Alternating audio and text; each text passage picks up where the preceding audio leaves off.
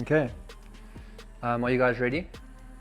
Welcome back to another video and welcome to the inside of my garage.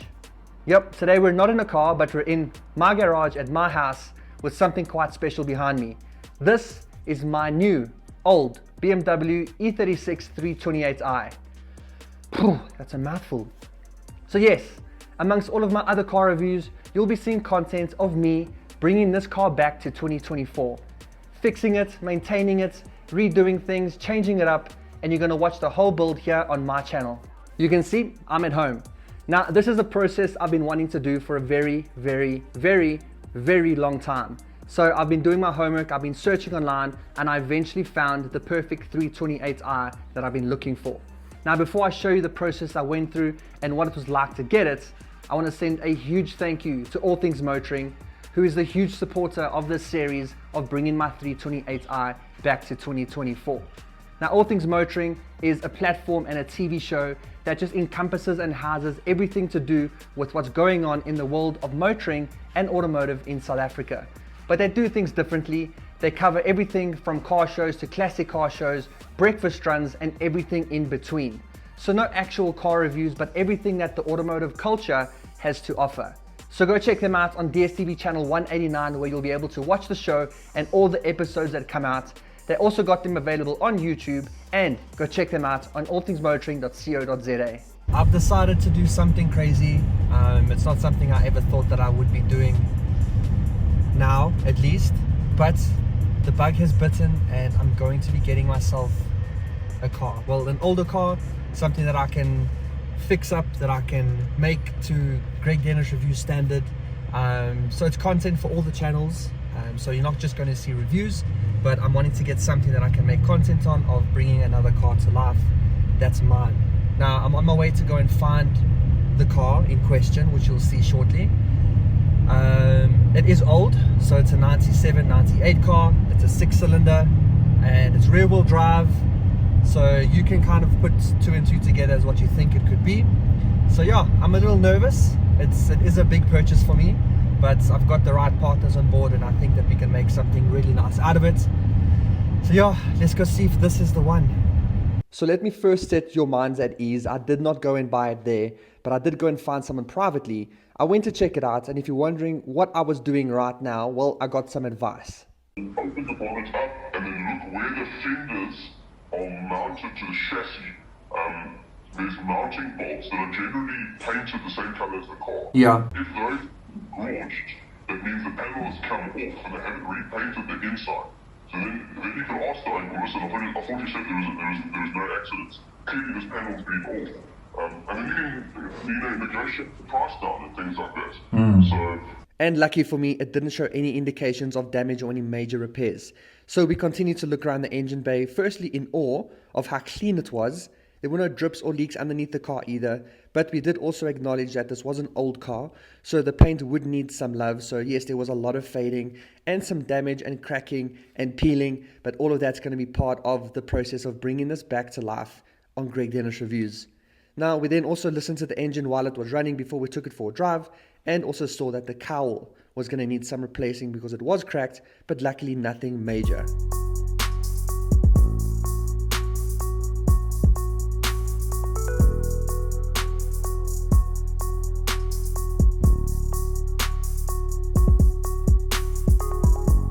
The test drive went actually really well. The car drove nicely and gave no signs of anything I needed to be worried about. We got back, I played around with the electronics to make sure that everything worked. Some things didn't, but we'll get into that. I did some final looks around the bottom too, just to make sure there was nothing leaking after the drive. And then made the decision that I think this is something that I want to do and take on. So I went home afterwards, came back a couple days later and did this. I'm doing it. I'm getting the car. You're coming home with me. Okay, I think it's time for us to go take the car for a drive. I'll show you exactly what it has to offer, exactly what it's like, the condition it's in, and everything that I want to change on it. Fix it, change it, repair it, everything that's physically possible by me to do, and wherever I might need external help, I'll ask for it. But this is the 328i that I got.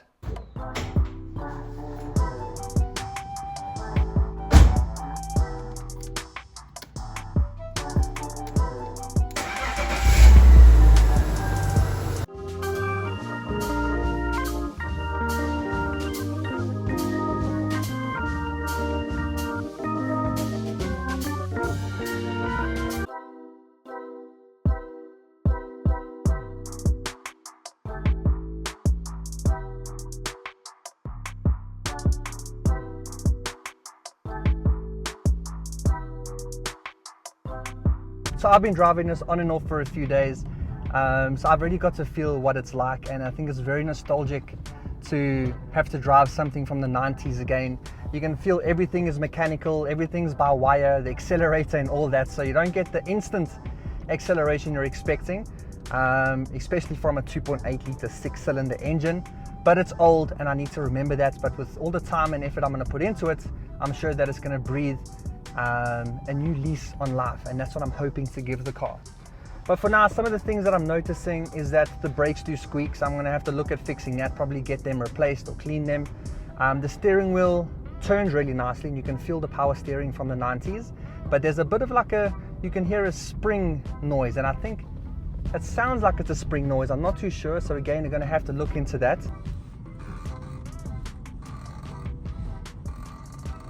But otherwise, I'm very happy. There's no rattles. There's a lot of creaking because of the panels and the leather, but I think that that's fine, and I'm perfectly happy with that. I hate a rattle. So for now, I'm very happy. It handles really nicely for what it should. It needs a bit of an alignment, so I'll get that sorted out. But also the driving position is a bit strange for an E36 or for a car. Like, you can feel you're off to the left-hand side. But let me know if that's just what E36s are like to drive. For me, it's something new and something I need to get used to. But otherwise, nice. The suspension probably needs a little bit of work because it doesn't have a nice band, so it kind of just sits and comes back up, so I need to fix that. But otherwise, I'm very happy with how this car drives. It could be a lot worse than what it is. And it's even got sport mode. So you put it into sport and you get even more acceleration from the 90s. But I'm sure a lot of people are going to tell me, Greg, you need to take that automatic, throw it out the window and put in a manual. Maybe down the line, but for now I'm keeping it as a cruiser. The automatic works really nicely. There's a bit of a pull in from first to second, but otherwise I'm very happy as just a cruiser for something for me to drive in between the other test cars that I have. Now, as I said earlier, I'm going to take you for a quick tour around the car, show you exactly what it's like, the condition that it's in, on the outside, the inside, what needs to get fixed, what I want to replace, the things that need maintenance, and all of that. But as you can see, or as you will see, it's going to take me a long time over a couple videos. So as I mentioned earlier again, make sure you're subscribed so that you don't miss any of these videos in the future. So here it is in all of its 1998 E36 328i glory. Now, starting from the outside, you can see it's going to need quite a bit of paint work. So the hood is peeling. They've done actually a really bad job at painting this. Now, I don't think you can see it on camera, but trust me, there's ripples, there's all sorts. But as you can see, it's lifting, so it's going to need a lot of work. But I think sticking on the paint and the condition of the exterior, I am going to need to probably replace some of this beading because I know that it has discolored quite a bit. But as you can see on the bumper here, there's cracking. And again, this whole bumper is probably going to need to get resprayed too, because I don't think that you can fix that. But underneath, the fog lights look okay. That one's alright, but this one over here is definitely warping and falling out. So me being the OCD person that I am going to replace both of them. But what I am happy about is that the headlights are fine. They're pretty clear. I do need to open them up to remove all of the dust and stuff that's inside. But something that isn't working is this left indicator. So I am going to go fix this at the end of the video, so make sure that you don't leave just yet, because I am going to be fixing a few things in this episode still too. But coming around the side, these are the wheels. They're 15-inch. I think they look quite cool. They have got a little bit of a dish to them, which I think is quite nice from a 90s car. But I do plan to replace those with a pair of 17-inch wheels, which you will see later on when that video comes out. But coming down the side, as I said, this is salvageable. I think from a nice paint correction, I can get these doors looking nice. They don't have a lot of dings in them either. These will need to get repainted too, because they've got a lot of stone chips in them. Luckily the windscreen is in good condition. I think it's only this cowl at the bottom here that's going to need replacing, because I think it's either cracked somewhere. I do remember seeing it, but that's going to need to get fixed. But then coming around the back, the bumper is in need of a lot of work, as you can see here. So that's definitely a respray, and I'm definitely going to need to get some new beading, because and maybe you guys can tell me in the comments about the BMW beading that they use at the back here. Is it painted or is it just plain plastic? Because if it is painted, then I can maybe get them refurbished, but if it is plain plastic, then I might need to get a new set of them. So let me know down in the comments. Okay, but back to the car. From a light point of view, they are both okay. It's only this one here that's got a nasty crack in it, which I don't know if you can see there. So there's a bit of a crack and there's a whole bunch of gunk getting inside here. So I am going to be replacing this rear right light. Then looking at the top of the boot, this has got a lot of clear coat damage or from the sun. I need to still investigate whether this can be fixed with a polish or not, but I guess we're going to have to see as the videos continue. This badge is going to need replacing, and as you can see, there is a lot of peeling from the clear coat here. So I probably am going to need to end up repainting the boots too, but we'll see how that develops as time goes on. With more, this looks like paint that's come up here from the bumper. But anyway, lots of caps that are missing here, but if I'm going to be replacing the wheels, I'm not going to replace those center caps either. But one of the things I am going to need fixing is these rubber gaskets that are kind of surrounding each door handle are all brittle and breaking. As you can see, you can literally just pull it out. Okay, oh, there you go. And it just comes apart. So all four of them need replacing. But something I am happy about with this is that most of the rubber on the car is still in really good condition.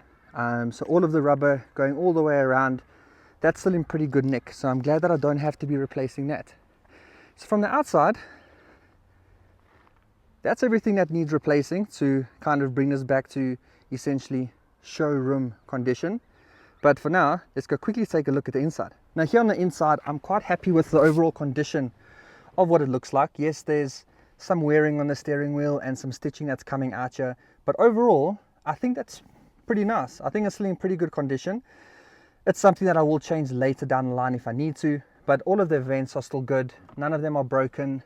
The light switch still turns to all three positions and they all work, which is really nice.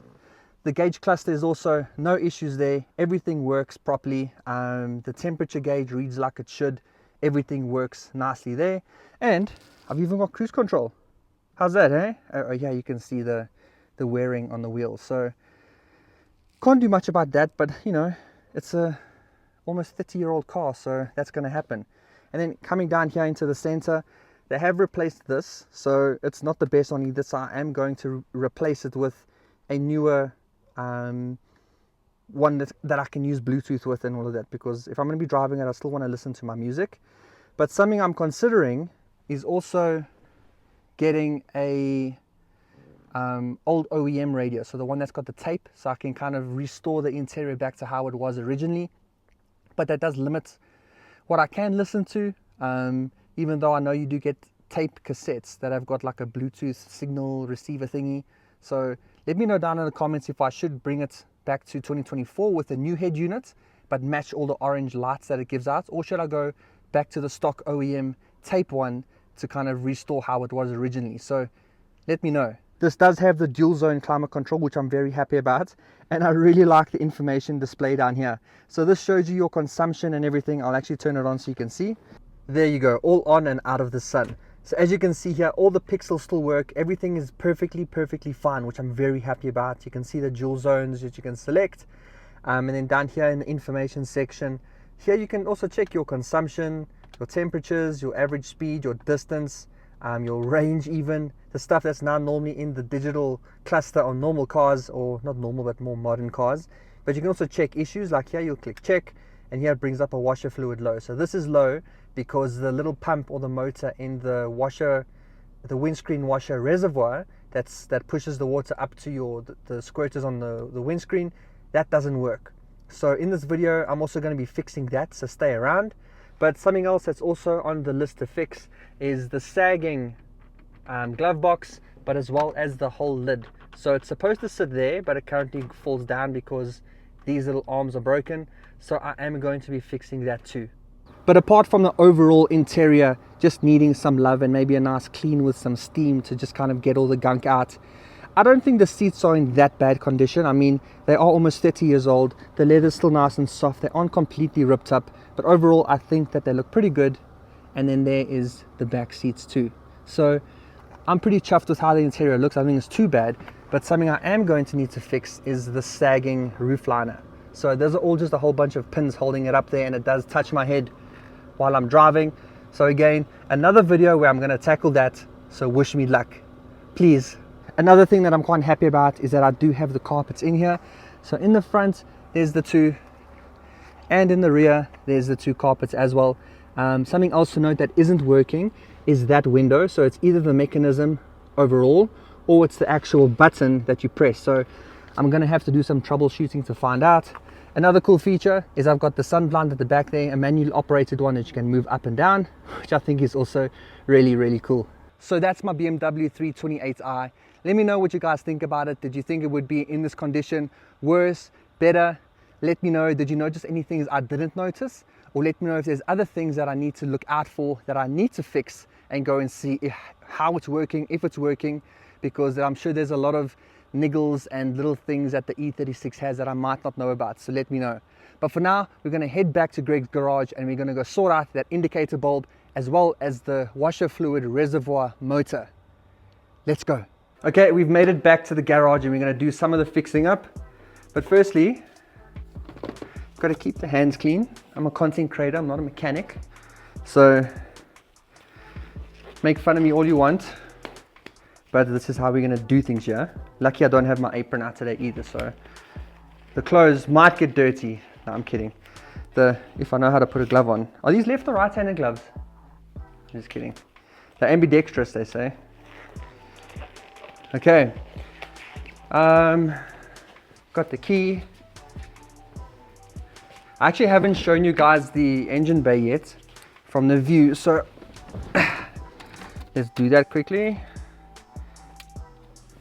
I actually don't know why I'm turning the car on, but just so you guys can hear. Cool.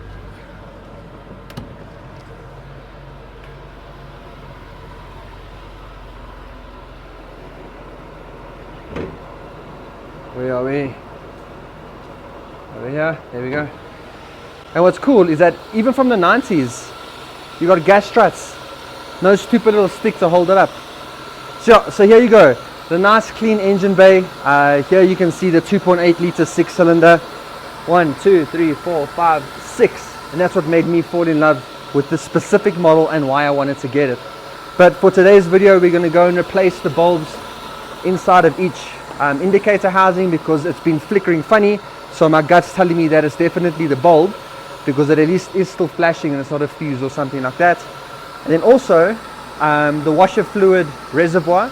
As you saw on that check, it was telling you that the washer fluid was low. So as you can see here, this isn't connected anymore, and that's supposed to go in at the bottom down there, and that then sends the water up to get sprayed onto your windscreen. So I'm going to be replacing this because that little knobby over there has broken off, so that's why it's not connecting. So let's get into that. So to get started on the reservoir pump, I've got a new pump over here.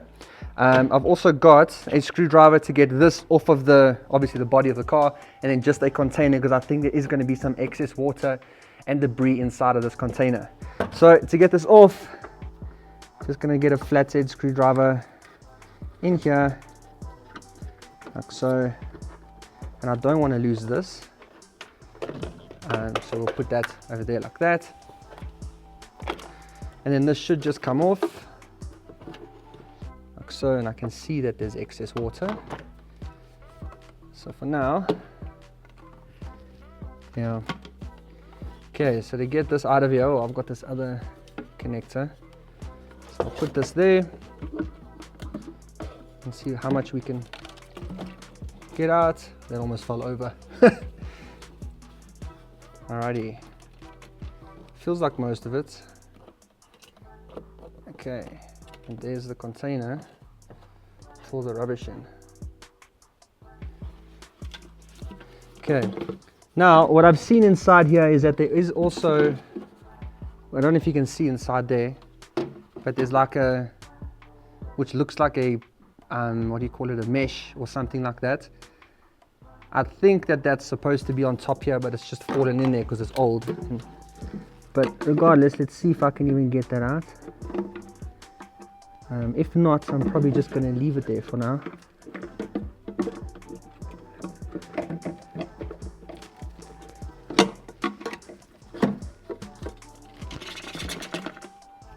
Okay, there we go. There you go. So this thing here, so that's obviously broken, and I think it sits on top here, so when you pour the water in, it should hopefully keep all of the nonsense out. So we'll leave that like that for now. We'll plug in the new motor.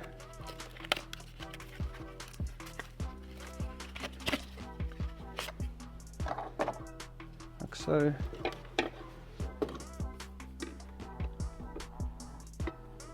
It sits like that. It turns in. And then the old one, it's got the power.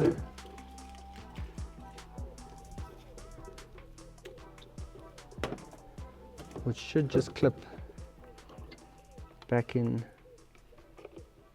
like that, which doesn't. It was at this moment that he knew. He f***ed up.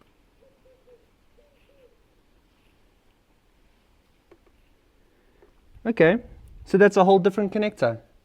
As you can see, this is now square, but this is all round. So I'm gonna have to go back to the shop to get a different motor. Lucky me. Okay, now with that failure out of the way, and it's the first thing I was gonna do on this car, and it didn't work out. So I guess I need to get used to those sorts of things, and of course I'm gonna show you everything that I go through, whether it's a failure or a success, whatever the case is. But right now I've just got two basic bulbs. I mean, this is easy stuff. I'm just gonna replace them on the indicators, and it's quite easy to get to as well. I didn't realize it would be that easy.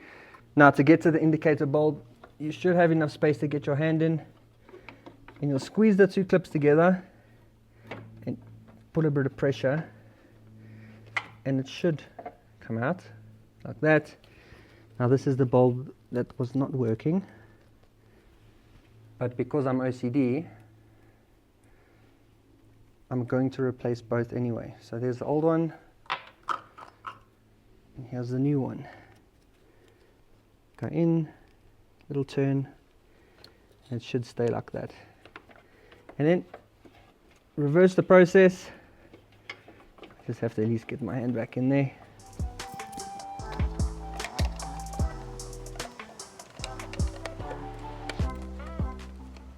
Just like so.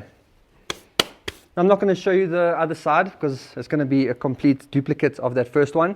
So we'll just put it a quick little time lapse, and I'll see you afterwards.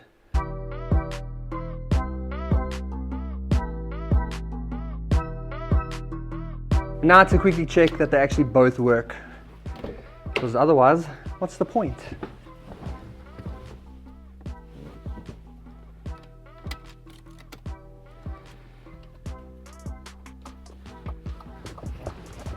Okay, I've got no weird ticking inside that tells me it's not working. At least I'm gonna have one success in this video. Hey Pom Pom, we did it.